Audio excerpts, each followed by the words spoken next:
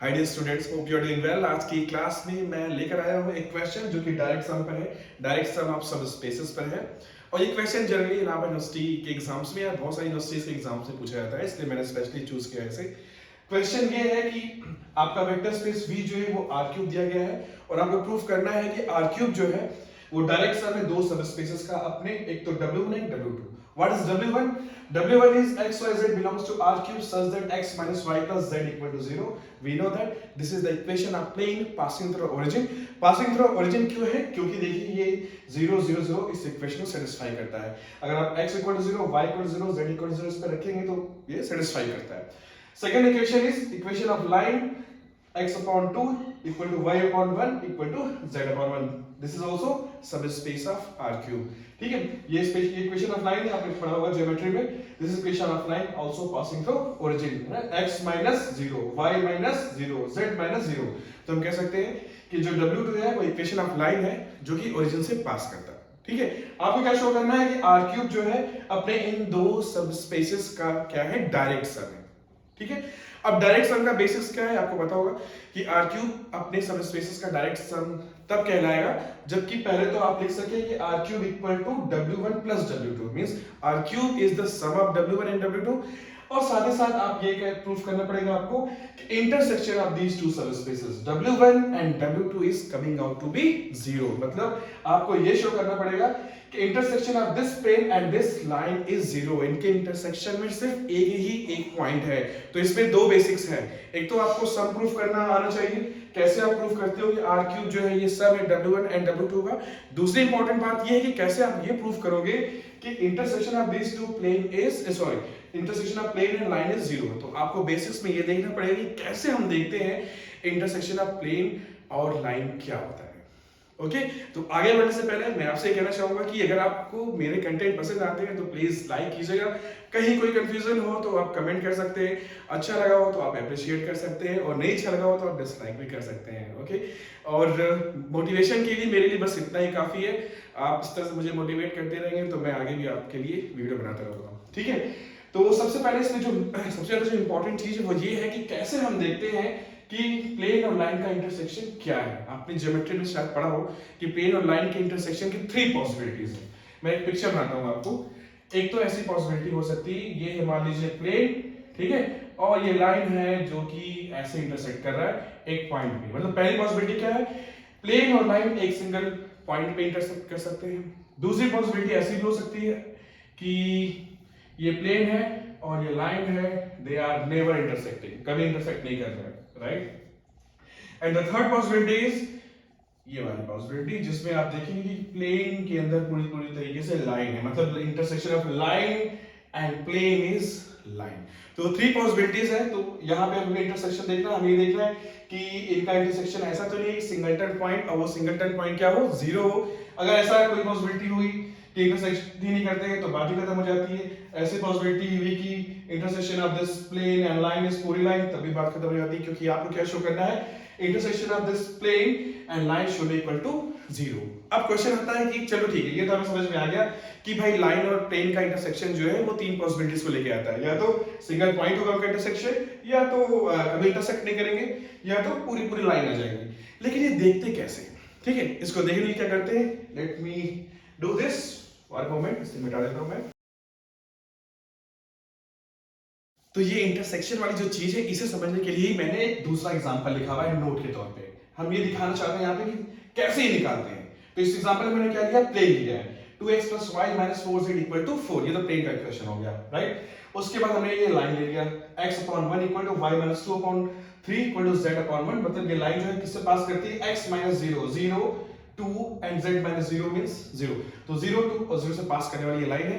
तो इन दोनों का इंटरसेक्शन देखते हैं, ठीक है, देखते हैं कैसे होता है इसका। तो सबसे पहला स्टेप क्या है, जैसे आपने इक्वेशन ऑफ लाइन लिखा हुआ है तो इसको equal to some t, some variable t कर दीजिए। इसका मतलब ये है, इस तरह से करके हम क्या करना चाहते हैं, हम इस लाइन पे कोई एक पॉइंट निकालना चाहते हैं, ठीक है। तो हम इसको इक्वल टू t करके तो हम कह सकते हैं कि any point on to this line can be given as x को इससे इक्वेट करेंगे तो क्या हो जाएगा, x = t। अब y - 2 upon 3 को t से इक्वेट करेंगे तो क्या आ जाएगा, y = 2 + 3t। और उसके बाद आप z = t।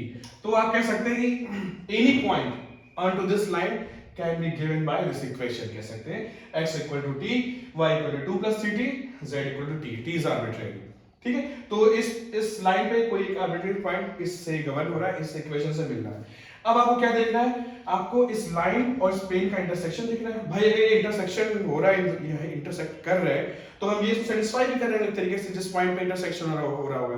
तो इसके लिए हमको क्या करना पड़ता है, नेक्स्ट स्टेप में हम क्या करेंगे, ये जो आप x equal to t, y equal to 2 plus 3t या z इक्वल टू t लिखे हुए हैं, इसे इस इक्वेशन से पास करा देंगे, प्लेन के इक्वेशन से पास करा देंगे।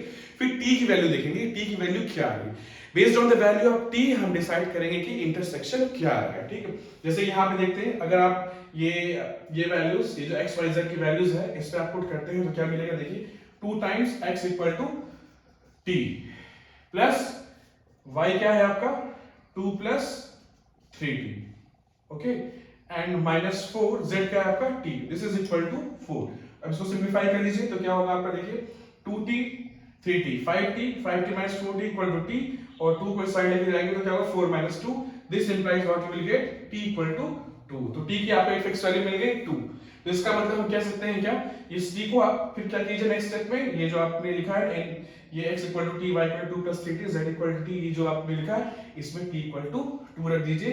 तो x इक्वल टू 2 मिलेगा आपको, y इक्वल टू मिलेगा 2 प्लस 3 इंटू 2, 3 इंटू 2 में 6, 6 plus 2 equal to 8, and z equal to 2। तो यहाँ वाले केस में क्या है कि प्लेन और लाइन जो है एक सिंगल पॉइंट पे इंटरसेक्ट कर रहे हैं, वो पॉइंट क्या है आपका 282।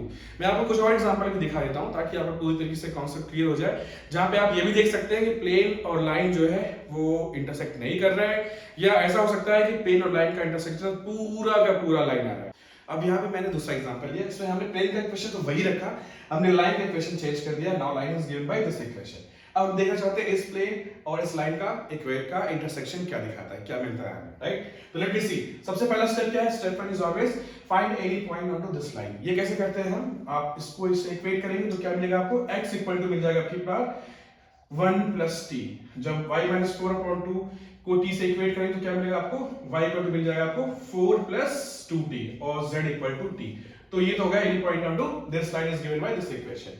अब आपको पॉइंट ऑफ इंटरसेक्शन निकालना है, तो आपको इसे ये जो वैल्यूज x y z की आई है इसे प्लेन के इक्वेशन पे रख दीजिए, क्योंकि आप पॉइंट ऑफ इंटरसेक्शन की बात कर रहे हैं। तो ये और उसे रखने के बाद आपको t की वैल्यूज देखनी पड़ती है। तो अगर आपने x y z की वैल्यू प्लेन के इक्वेशन में रखी तो क्या मिलेगा, 2 times 1 plus t plus y is 4 plus 2t minus 4 times z is t equal to 4। देखिए क्या मिलता है आपको, ये देखिए ये हुआ आपका 2 plus 2t plus 4 plus 2t minus 4t equal to 4। 2t plus 2t 4t, this is minus 4t, ये सारे कैंसिल मिल गए, और आपको क्या इक्वेशन मिल रहा है, देखिए 6 इक्वल टू 4। क्या ये पॉसिबिलिटी है, नो पॉसिबिलिटी। मतलब ये ऐसा केस है, आप यहाँ पे कहेंगे there is no such value of t कि आप ये चीज कह सकें, ठीक है। तो ये जो केस बनता है, ऐसा जो एब्सर्ड केस बनता है, ये वो केस होता है जिसमें आप कहते हैं कि line and plane is not intersecting. आप यहाँ कहेंगे कि there is no intersection, right. तो याद रखिएगा, जब ऐसी सिचुएशन होगी तो आप ये समझ जाइएगा कि there is no intersection between this line and this plane. अब हम एक तीसरी की पॉसिबिलिटी लेने जा रहे हैं, जिसमें आप देखेंगे कि लाइन एंड प्लेन का इंटरसेक्शन जो है पूरी की पूरी तरीके से आपकी लाइन आ जाएगी, राइट। तो फिर इसे थोड़ा सा क्लियर करते हैं। अब ये तीसरी पॉसिबिलिटी मिली, प्लेन का इक्वेशन अभी भी वही लिया है, और हमने यहाँ पे डायरेक्टली लिख दिया है कि मान लीजिए जो भी लाइन आपने लिया है कि उस लाइन पे जो पॉइंट है x equal to t, y equal to 4 plus 2t and z equal to t। तो अभी आपने पहले दो केसेस के आधार पे आप गेस कर लिए होंगे इसके करेस्पॉन्डिंग लाइन की इक्वेशन लिखने कैसे। तो अगर point of intersection find out करना है, फिर वही करना है, आपको क्या करना है, ये x y z की वैल्यू इस पे रखिए और देखिए t की वैल्यू क्या आती है। तो अगर हम ये x y z की वैल्यूज प्लेन पे रखते हैं तो क्या मिलेगा, 2x means 2 times t plus y means 4 plus 2t minus 4 times z means 4t and this should equal to 4। अब देखिए 2t and minus 4t cancel, 4 equal to 4। अब ऐसी पॉसिबिलिटी जब आ जाती है तो भाई ये तो किसी भी t के, यहाँ पे कहीं t तो कुछ लिखा ही नहीं हुआ है, तो यहाँ पे कह सकते हैं this is satisfied for any value of t, any value of t। इसका मतलब यहाँ t की सारी वैल्यूज की पॉसिबिलिटी है, for any value of t this equation is satisfied. तो ये सिचुएशन जब होती है तो हम कहते हैं कि इसका मतलब ये हुआ कि जो सारे के सारे पॉइंट्स है लाइन पे वो सारे प्लेन पे लाई करते हैं, या हम ये भी कहते हैं इससे कि line is contained in plane. Okay, तो ये थी सारी 3 पॉसिबिलिटीज। अब आपको इससे रिलेटेड जब भी क्वेश्चन आएगा तो इन्हीं तीनों में से कोई एक पॉसिबिलिटीज बनेगी। ओके, तो आपको आई सपोज कोई डिफिकल्टी नहीं होनी चाहिए। आपको करना कुछ नहीं है, मैं समराइज कर देता हूँ। प्लेन होगा, लाइन की इक्वेशन मिली होगी आपको। लाइन की इक्वेशन से आप क्या करें, 3 पॉइंट्स निकाल लीजिए, arbitrary point x y z, जैसे हमने यहाँ पे दिखाया था। फिर आपको ये एक्स वाई जेड की वैल्यू जो है, जो कि वेरिएबल टी के रेस्पेक्ट में होगी, इसे आप प्लेन की इक्वेशन में रखेंगे। उसके बाद टी की वैल्यू निकालेंगे और फिर आपके पास 3 केसेस बनेंगे, उसमें से जो केस होगा आपको देख लीजिए। तो ये था प्लेन और लाइन का इंटरसेक्शन। आई होप कि आपको समझ में आया हो। अगर इसके बाद भी आपके पास कोई भी कंफ्यूजन हो तो आप उससे प्लीज पूछेगा। आप कमेंट सेक्शन में आप अपनी क्वेरीज को आप टाइप कर सकते हैं and I will try my best to reply you. Generally मैं सारे कमेंट्स का रिप्लाई भी करता हूँ।